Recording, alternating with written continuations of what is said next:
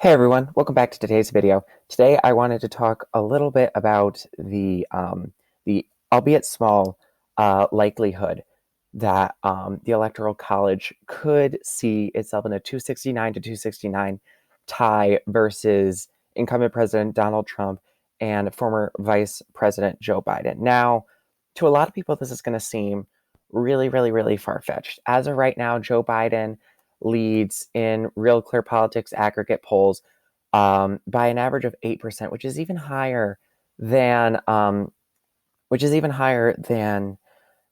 the the aggregate polls that show Democrats 7.8%, a generic Democrat 7.8% ahead of a generic Republican congressional candidate. So Joe Biden's appeal is even wider than the current congressional Democratic Party.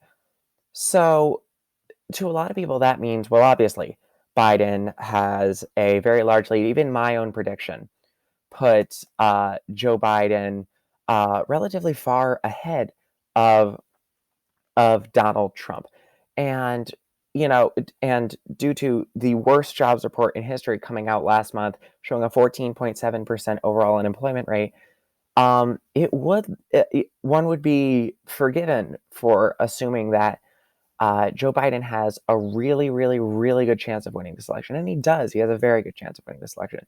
However, here on my screen for the YouTube audience shows the final predictions of Real Clear Politics aggregate polling the day before the 2016 election between Hillary Clinton and Donald Trump, which showed Hillary Clinton up 279 to 259 against Donald Trump. However, let's say, for example, that Joe Biden is successful in holding Virginia. He brings back Pennsylvania, Michigan, holds on to New Hampshire, Colorado, but he loses, let's say, Wisconsin. That puts the Electoral College in a 269 deadlock. Or let's say Joe Biden wins Florida and it's 29 electoral votes, but proceeds to lose, say, Pennsylvania or Colorado. That again puts Biden and Trump at a 269 Electoral College tie. So this is obviously not impossible. This is this is absolutely possible, and it's something that that is becoming ever more impossible as Donald Trump's approval rating continues to stagnate. Now, due to his overall job approval rating has been going down recently. We know that to be true, as in the wake of the coronavirus epidemic, Donald Trump's approval rating related to the coronavirus has been well below subpar. He's regularly seen that 8% more of the public believes that he is handling the coronavirus incorrectly, as opposed to people who approve of his handling of the coronavirus pandemic. And we can see that in his overall approval rating. He has a disapproval rating of 54.2%, compared to an approval rating of 42.8%, which is a low approval rating that he hasn't really seen since last October. However, on the economy, it's not so clear cut actually. Uh, uh, his approval rating on the economy is 50.7% compared to a disapproval rating of 44.5%, according to the Real Clear Politics aggregate polling. And we've seen this um, throughout his presidency, whereas his overall job approval rating has been relatively low, coming to an all-time high recently of about 47% in Real Clear Politics aggregate polling. Um, his approval rating on the economy has actually been relatively high, and this has been oftentimes tied to the stock market. The stock market has set multiple records during his time as president, no doubt, and he will regularly point to the rate at which the stock market is growing as a show of economic strength, of the American economy. So this was particularly pertinent to voters in the Rust Belt who have seen a lot of their jobs who have seen a lot of their jobs, either shipped overseas, outsourced to countries that don't necessarily have a minimum wage, as we do here in America, or have lost jobs to automation. And so for Donald Trump, who has that appeal to the Rust Belt, um, where when he says that he can bring their jobs back, and he has a really tangible positive record on the economy in the form of the stock market to prove that, that resonates with a lot of Rust Belt voters. And it's part of the reason why, even though he was only just barely up in Ohio against Hillary Clinton back in 2016 in Real Clear Politics aggregate polling, he ended up winning the state by more than 8%. So this brings us to the question, what happens if there is an electoral college deadlock? Now, what you hear a lot of people say is, well, then it goes to the House of Representatives, and they're right. However, it's not just a simple majority vote of the House of Representatives. Every state's congressional House of Representatives delegation votes together, and the plurality of their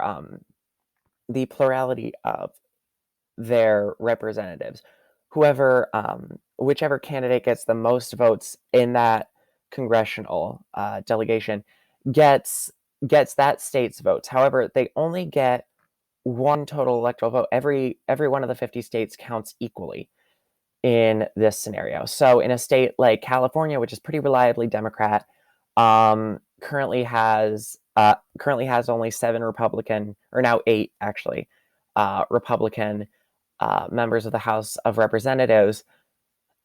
Joe Biden would win this state in the House of Representatives by a very, very, very large margin.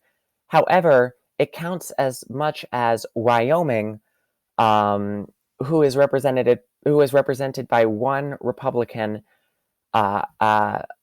representative in the form of former Vice President Dick Cheney's daughter, Liz Cheney. So in this scenario, Wyoming and California have the same power in deciding the next president of the United States. And this brings us to an issue that really came up in the 2018 midterms, when Democrats swept 40 seats, from the Republican Party, took 40 seats, gained 40 net seats from the Republican Party, and was able to establish a House majority, elect the first Democratic speaker since the Tea Party wave of 2010, in Nancy Pelosi. So even though the Democrats control the House of Representatives, they could still lose if they don't have enough pluralities in state delegations in important states. So now this brings us to the following map of America. So we're going to start in the 115th Congress, which was the Congress right before this recent midterm election, which had Democrats only controlling 17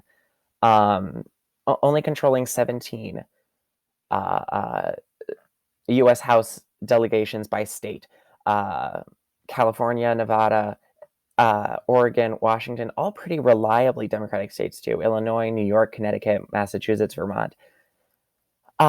They controlled 17 compared to 32 Republican-held U.S. House delegations, including major swing states like Virginia, Pennsylvania, Michigan, Wisconsin, Colorado, Arizona.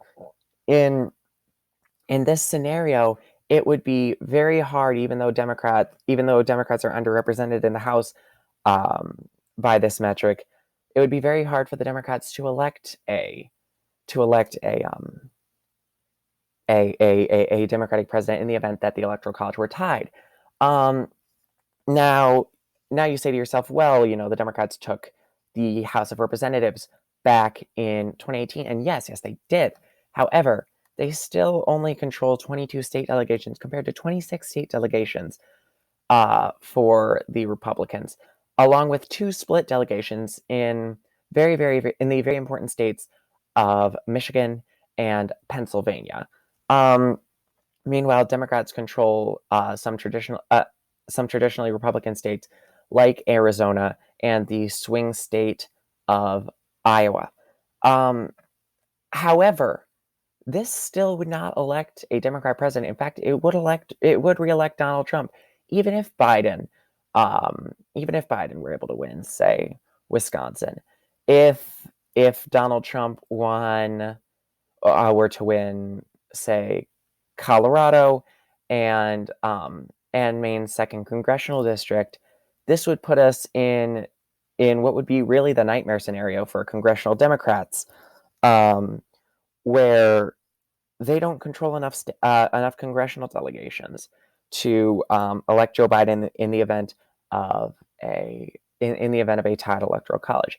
Now, also in this event, in the event of a tied electoral college, who would be the vice president goes to the Senate, where they all vote as a whole group, and the Republicans control the Senate. So it is possible that the Democrats would be able to sway the swing congressional delegations of Pennsylvania, Michigan, and maybe even say Wisconsin, um, or Florida, where it's rather close in the partisan lean between Democrats and Republicans.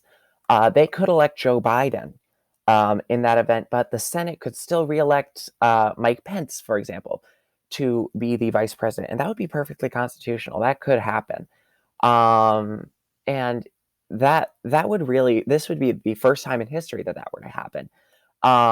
So, needless to say, both candidates are not counting on a split electoral college, and it's why Joe Biden needs to appeal to Rust Belt voters. Um, Needs to appeal to Rust Belt voters in order to ensure that he doesn't lose states that he needs to pick up, like Wisconsin, like Ohio, Pennsylvania, and why he needs to appeal to Hispanic voters in places like Arizona and Florida if he wants to ensure that he doesn't end up getting himself into a split electoral college position where he might be unable to win, even if he won the popular vote. So thank you guys so much for watching this video or listening to this podcast on Anchor or Spotify. I really hope you all enjoyed. Please feel free to leave a comment to talk about what you want me to talk about in the next episode. Leave a like. Tell me what I could have done better. I love to engage with comments. And I will see you all in the next video. Thank you so much for watching.